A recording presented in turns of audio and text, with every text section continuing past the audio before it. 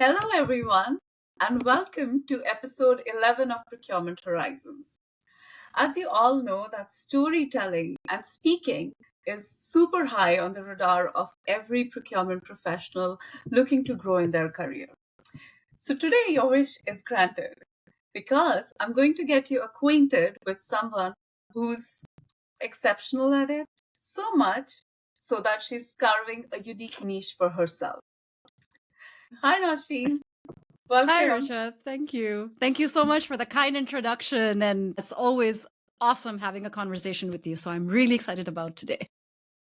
Thank you. Yeah, it is so lovely to have you, Nosheen. Some of you may already know her from her fiery LinkedIn posts that we all look forward to. To me, she'll be extra special because I had a problem when I started operating in multicultural environments. I froze in certain situations and didn't know how to change it.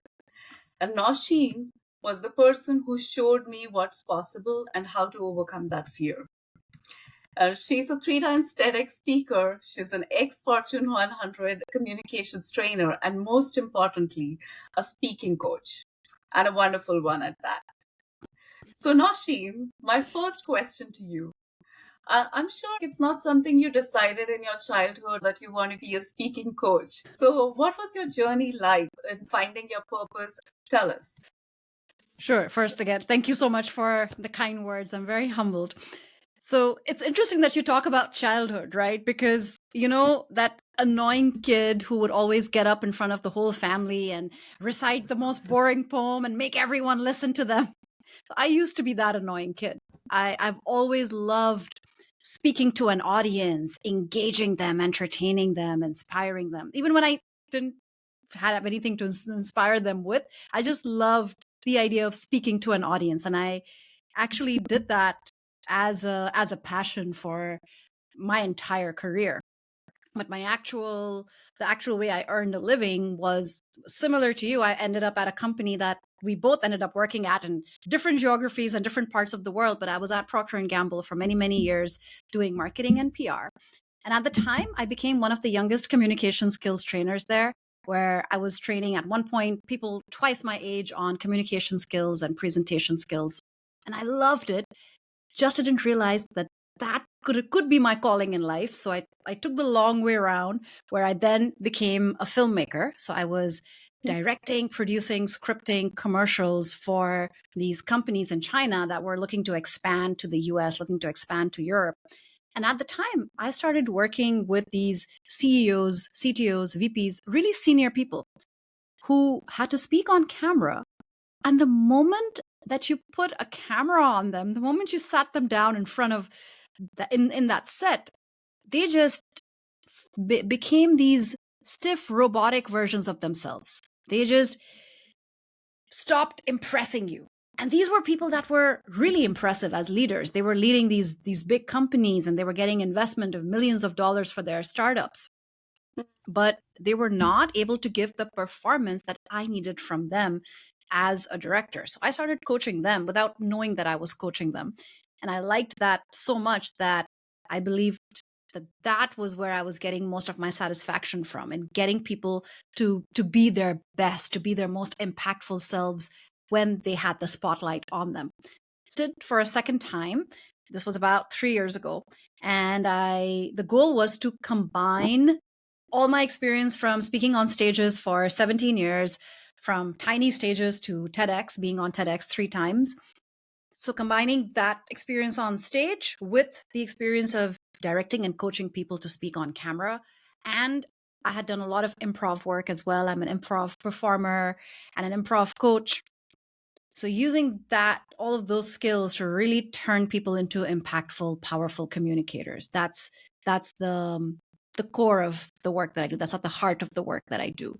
And now I work with founders, entrepreneurs, thought leaders, especially if we're listening in the LinkedIn world. I've worked with a number of people that you might have heard of: Yasmin Alec, Lara Costa, Nigel Thomas, Ruben Hassid.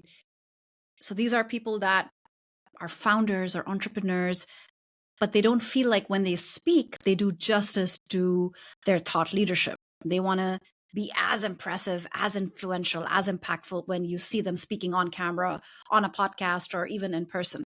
So I work with founders and entrepreneurs like that, but then I also work with people from the corporate world who have a whole another set of challenges, which is what you focus on. And in the corporate world, we have people who either have stage fright, who feel that lack of confidence and those nerves. Sometimes that makes them freeze up. It makes them not want to contribute or speak up in meetings or say no to speaking opportunities. Or they're fine in terms of confidence, but they're just so average in terms of being communicators or presenters, where they're just boring the heck out of the audience when they do a presentation. So even when they have the speaking opportunities, they're not really using them to advance their career. So those are the two types of people that I work with, and that's the work that I do. Both of those people are part of procurement world. We've got Mm. people working in corporate world, but we have a number of consultants, people in procure tech, and people who are also developing their new companies. So it's relevant to everyone. And yeah, from that annoying kid to some very interesting pivots. Like, I mean, not a part of filmmaker. That's a story for in itself. How you landed up there and what you did. But it's really fascinating. Every time I hear the story, I like it even more, and I find new ways, to find sparks in my own story. Stuff what you're doing, Nosheen. I can see the fulfillment in how you do things. So Mm. appreciate Oh, that. thank you. Now, you teach people, and you use this word a lot, thought leader, and I love it. I've seen you turn people from being a wannabe expert to a thought leader with a voice. Tell us more about what's your approach there. So I work with people on three main areas: on what they're saying, because of course the content of what they say, the words that they're using, how concise they are, how pithy their responses are, or the way that they're communicating, that is really important. Then on their speaking skills, which is how they're delivering that message. So very often you've probably been in a lot of these presentations, because we all have, where you're just waiting for it to end because the speaker is just so damn boring and you don't want to be in there any longer. You're checking your email and multitasking. So the speaking skills segment is so important, because sometimes people focus too much on the message. They focus too much on the words or making the slides really beautiful, which is all great. But if you're not able to deliver that message with influence and impact, then the whole thing might have just been an email. You might as well have just sent an email to people. You don't need to be there to bore them out of. So the second piece is the speaking skills, which I'm very connected to. That's where we work on their voice, their energy, their body language. And then the third piece is, of course, inner confidence, which is something that is so important, because it is actually possible to fake confidence. It's totally possible to go on stage and go on camera and just fake the confidence that you don't have inside. And I know this because I did that for a number of years, because I've always had low self-esteem, and that's a personal challenge that I've really battled with for a lot of my young adult life and my adult life. But I've always been confident on stage because I've just been doing that from such a young age. So there was a whole period of time in my 20s and my early 30s even, where you could put me on a stage, you could put me on camera, and I'll be able to speak, but I'm not feeling it inside. That confidence is like a mask. And I stepped off that stage and I would just feel like, awful and hollow and like an imposter. So that's the third piece that I work with my clients on, because I never want my clients to feel that way. I never want them to think they have to fake it till they make it, that they have to just pretend to be confident. So we do a lot of deep work in this segment, where I go deep into what are the limiting beliefs that they might have? How do we counter them? How do we get them to convince themselves that they are worth the stage and the spotlight, that they can find their comfort level there, that they can rise to the occasion? So that's the three key aspects that I work with people on. Wow, yeah, thanks for sharing that. And I mean, having seen your work, experienced that, what part, that was the part I kind of knew how to take care of, because preparation is something that we control, but the how was definitely a wide learning space. and the mindset work as well. So yeah, what you mentioned, the fake it till you make it. It's just a coincidence that for me that was one of the most hated quotes since childhood. Like the moment I heard that, I used to feel like I want to punch someone. So I haven't worked with you on the mindset piece as much, Nasheen. I was a part of the cohort, but yes, I realized that that was important through one of our early conversations. And I worked with someone here who was in Canada on that part, because I totally agree that goes hand in hand. I want to also point out, you have this framework that you take us through, that preparation, then being present in the moment, and then that review part, that judging part comes later, like take a pause during that moment. That was a game changer for me, because before that I couldn't trust myself enough. Like I used to be so nervous while speaking that I couldn't be present. I used to rely on other people's feedback. Now after working with you, 2 days later, when I'm going to think about this conversation, I'll know exactly what I said, the impact it created, and what to do differently next time. Yeah, and I yeah. love that. Yeah, I love that. There's that presence piece of it is so crucial. And we were, in fact, I emailed you about this a little while ago.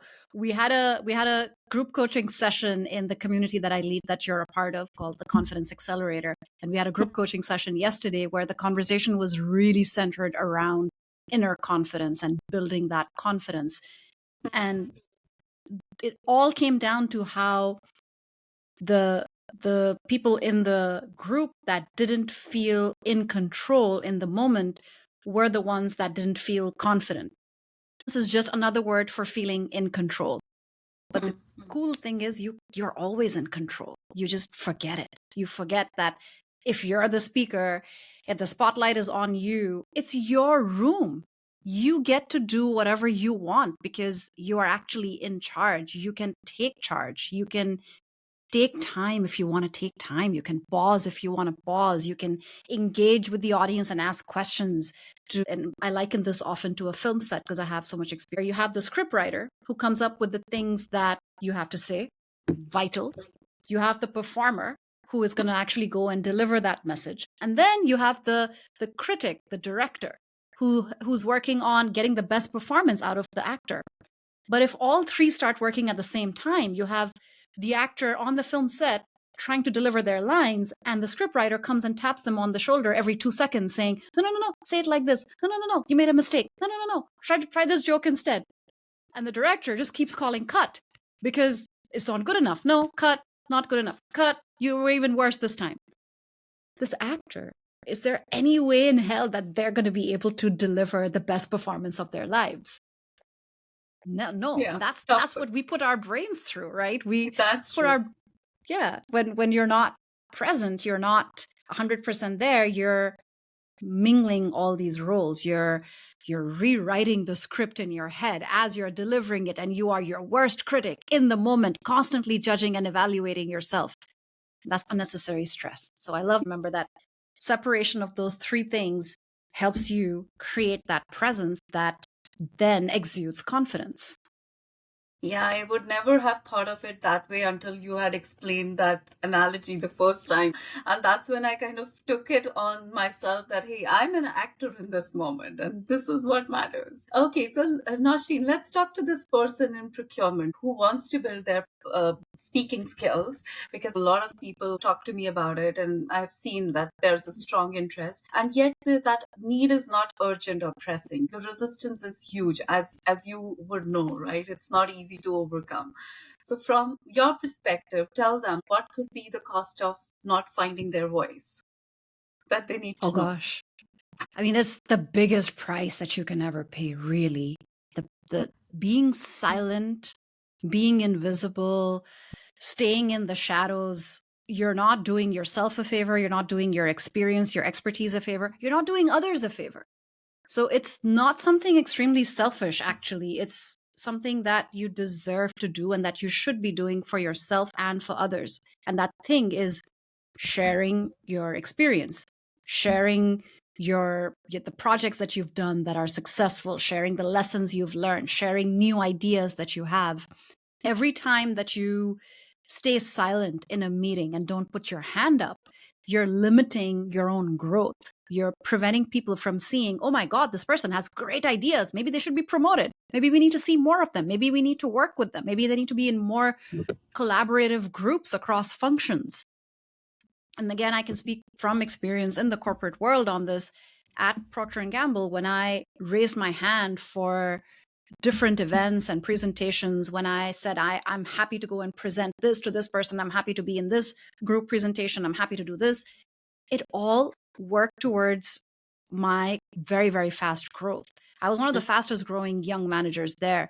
And at the time when I told you about the fact that I was one of the youngest communication skills trainers, that I was one of the youngest because I qualified to be a trainer at a very early stage in my career, because I was just fast tracking everything.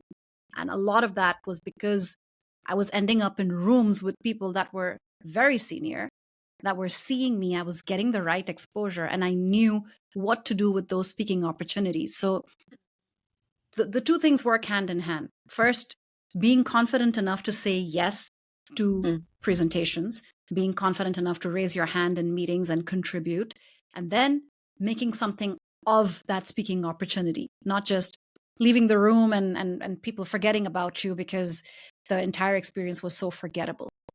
If you're not doing either of those things, you're really severely limiting your growth. You're putting yourself on the long track to very, very limited growth. Every single senior leader in every single company now, regardless of where you're working or what you're doing, they have to be visible. They have to speak. So you're depriving yourself of growth. And then there's other piece of depriving others the lessons that you have learned. If you do a presentation on new ideas, you might be getting a project greenlit that can really massively help the company. Or if you choose to, for example, go back to your university and deliver a presentation on career day, then you could be helping hundreds of prospective students, of either prospective students or prospective career builders, who can then get inspiration from your journey. So keeping your life lessons to yourself and staying invisible, it's actually a pretty selfish act as well at the end of the day. Yeah, I like how you put it. That's definitely going to light some fires today to help people overcome some of that resistance and reframe that fear in terms of how to think about their future. And it's for the common good, right? You think you'll be selfish if you raise your hand and speak, but actually you're being selfish if you're just staying quiet. That's a huge price. Awesome. And I want to share one more thing that, like you, I started in Procter & Gamble, and I got some of those great earlier opportunities where every time I opened my mouth to say something, I got the reception that, hey, this is something valuable. We need to hear more of this. But when I was in different cultural contexts, it's a totally different field, because you have to see yourself in that room, and you have to look at people who can role model. Like, we're all coming from different conditioning, different cultural backgrounds. So somebody who could role model those behaviors, how you would respond to certain situations, you need to see that. In my case, I wanted to see somebody who looked like me, spoke like me, and who can do the things I want to do. And I did not get some of those examples in my immediate environment at the time. That's why when I saw you and the work you're doing, it had a huge impact on me. I immediately signed up to work with you. So, Nausheen, I know this growth phase, it's very tricky. Our brain, are developing new habits, but also it's not easy for us to spot growth. Our brain keeps pointing out that judge that, hey, this is still not you're not doing this well, or whatever. So when you work with people, what are the early signs that tell you someone is ready for growth, even if they think they're not? That's a great question. Yeah. One of the early signs is really how much time and effort they are willing to invest. Because monetary investment is one thing, and that's fine, but some people throw money at problems. And this, unfortunately, is not something you can just throw money at and outsource. You cannot outsource your own communication skills. Even AI can't do that unless you create an AI avatar or an AI clone. And we're not there yet, thankfully, where we can just do that as easily as we work with ChatGPT. So your communication skills require investment of your effort. I'll give you an example here. I once worked with a founder who had such extreme stage fright that they would walk into these networking sessions, just like breakout rooms on Zoom, for example, and completely freeze, completely go blank, and have to leave the room because this person just didn't have the confidence, the conviction, and they had paralyzing nerves. But he was this person is just extremely willing to work and to put time and effort into it, and he made it his mission, right? Because he understood that as an entrepreneur, he needs to walk into many rooms where he doesn't know people. He needs to have sales calls and do webinars, do podcasts like this one. He needs to build his visibility. He needs to build his brand, and he can't do that if he's completely crippled by stage fright. So we started working together, and every single day he worked on his speaking exercises. So every single day he would record videos based on these speaking prompts that I would give him. Really simple ones, tell a story about a project you're very proud of. Tell a story of your first failure and what you learned from it. Give me an intro as if you were introducing yourself on a podcast. And he would do them every single day. And of course, he still went blank in the beginning. Even during our conversations, sometimes we would be doing these improv exercises and he would go completely blank.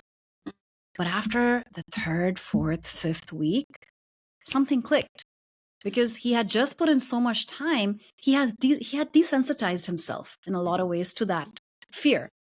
It was just another camera turning on, another spotlight. It's okay because he had been there before, and he told himself that I have done this before, so I can do it again. I have proof. So I just need to counter that voice in my head that tells me I can't or that I'm going to freeze, because look at all the other times that I didn't freeze. And because he invested all that time and effort, now, literally after a few months of working together, he is able to go and improvise. He's able to go deliver presentations for companies like Thinkific. He's able to go into any networking situation and without a script, without being prepared, just talk about himself, his work, his experience. And he gained that confidence by putting in that time and that effort.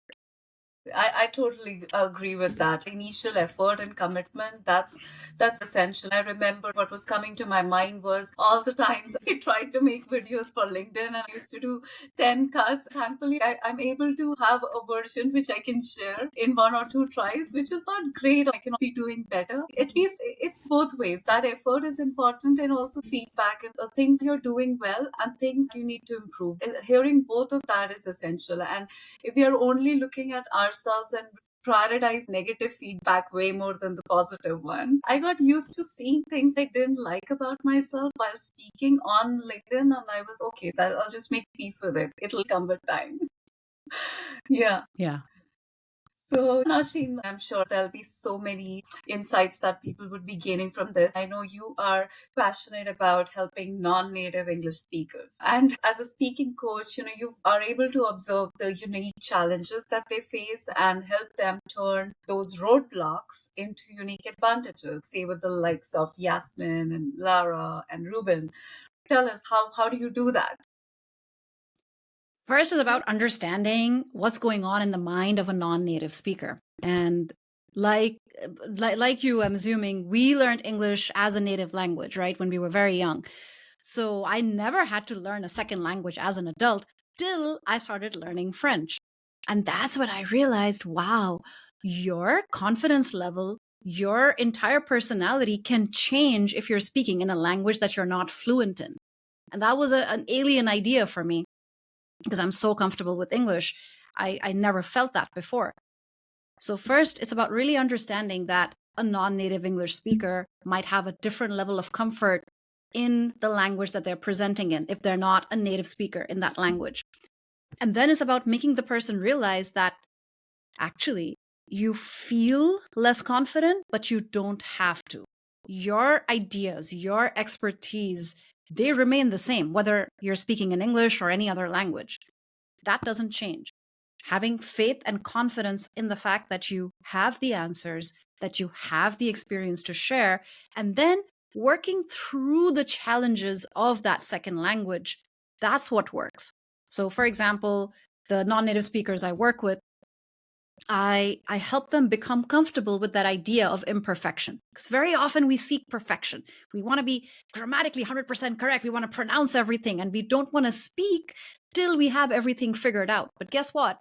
That's going to take so long that you can't possibly put your career on hold till you become fluent in a specific language. That's just not realistic. Neither are you going to become fluent unless you work on that language separately, because that's a whole different discussion. And I learned the hard way that the only way to really advance in a language is by dedicating lots of time and effort to it as a whole separate project. So if you're not able to do that because you're so busy at work, you're just going to hit this plateau where you're not presenting, you're not comfortable in this language because you're creating it as a hurdle for yourself. So I once worked with this non-native English speaker. She was a native French speaker, and she was working at Google.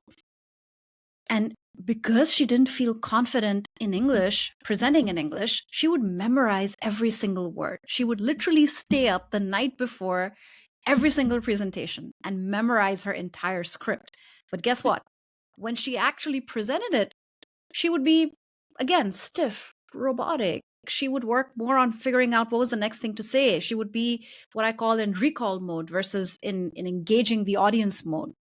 And so she wasn't really getting anywhere, because then she would watch the presentations back and she would think, oh, I didn't really nail that. I didn't really like the way I spoke. Just making things more difficult for yourself. If you can work on how to improvise in this other language, work on that skill, that's going to really pay off, because then you can speak up spontaneously. You can speak up in meetings. You can contribute. You don't need to have a script prepared. So getting rid of that habit, that took, again, about a few months. But at the end, she was able to work off of bullet points instead of a full script that she memorized. She didn't even need to memorize the bullet points. She just had them there as prompts for her. And after a few practices, she wouldn't even need them, because there were slides, and the slides had prompts as well. But the idea was to just become aware of and build that confidence in the moment, where you understand that, look, I have the ideas. I just sometimes might not have the right vocabulary. I might mess up on the grammar, but that's okay, because the idea there is not to be perfect, but to communicate, to express. That's a lot to unpack, actually. Like, right from pronunciation, I was remembering this video you shared some time back, Jennifer Lawrence kind of coming across as bullying a non-native speaker, a reporter talking to her. And I love that. Like, that's one of the best posts of yours, in my opinion, because one, you called out the behavior that was wrong, and that would have encouraged so many non-native speakers to have the courage to make those mistakes and still go back up there and try, right? Because that's all they can do. And it reminds me of this example. I was recently coaching someone for a procurement interview, and this person, they were being super harsh on themselves for their pronunciation. And they had good material, but their pronunciation was really holding them back. And I pointed out one or two things to correct, but then I thought, this is not the most important. That person has a story, and regardless of how they pronounce one or two words, that's not really going to dilute the 90% of their message. So I changed my approach with them. And if I could do that now, I would not have been able to do that before. So you have been instrumental in bringing that change. And then that reading part and like memorizing it. So I never relied on my memory. I could never read. I could never memorize that much. So I used to write the whole thing down. I still take notes, but at least I'm not writing the entire script anymore. Yeah, I love that. And I love that story, because you, as the coach, you are setting the priorities for that person, for that relationship, right? If you're focusing so much on one thing, then they're going to think, oh my God, that's the one thing I need to fix. So I love that you pivoted and you said, well, actually, it's really the fact that we have to get your messaging right, because you're right. They don't have the right messaging and they pronounce everything flawlessly. It's still not going to work. That's true. So, Nausheen, we're going to be at time soon, but I have like a couple of more questions, which not once, but like this would be, what would be your recommendation on top 3 AI tools anyone looking to develop their speaking skills can use? Awesome. So, yes, that is something that people don't think about because they think of AI as outsourcing a lot of the messaging, for example, not necessarily the way that they communicate. But I like to think of it as us using AI to become more human as communicators, because that's entirely possible. So, first, I would actually step back and ask people what they would like to improve, or rather recommend what they should be improving, because there's a lot of stuff that AI can measure for us, that it can analyze for us, but then it's up to us to actually take action. In terms of tools, there are quite a few. There's tools that analyze the speed at which you speak, how many filler words you're using, whether you're using weak words, whether you're saying something in a very roundabout way that could have been said in a more concise way. So you either upload meeting recordings or you do exercises like you just record things for the purpose of analysis, and you look at the AI analysis and then figure out what are the things I'm doing well, what can I improve on. But then it's really up to you to iterate, because the AI can't help there. So some tools there that I would recommend looking at would be Udly. That's the one that I use with all my clients. There's also other tools, though, that are similar as well. So if you want to really be comprehensive, there's another one called Speako. There's another one called, I believe it's called Human Sapiens, if I'm not mistaken. So Wow. these, I believe so. I have to, I can look that up afterwards and let you know. But there, the idea really is to use AI with either your own understanding of what you should be focusing on, or then working with a coach and looking at AI as the assistant, really, who is coming up with the analysis, who's helping you see things that you might not be able to see. For example, if I didn't have AI, I wouldn't be able to quickly tell a client in that hour long conversation you use 70 filler words, because there's no way I'm sitting there and clicking and saying this is a filler word, this is a filler word. But the AI gives us very clear data on that.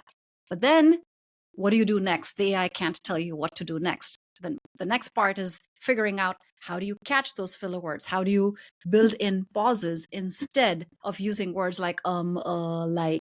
So that work you still need to do by yourself, but it's great. AI tools can really help shine a spotlight on the micro habits that we've picked up as communicators that may not be serving us well. Love that. Yeah, and I have been a fan of Udly. I've used it for close to 2 years now, easily. When I started working with you. So, Nausheen, Yeah. I want to be a bit brave than my usual self, and I want to ask you for feedback on my speaking skills today. And then I'll see if that's something I can share or I need to edit it out. And please be honest, about the good stuff and as well as the areas of improvement. Oh, of course, of course. We've always, had that relationship, so no Yeah. worries on being honest. No, I love the conversation. There's such great energy and back and forth. It's really about figuring out what are the things that you believe you're doing well, and what are the things that you want to work on to keep improving, because we can all improve, right?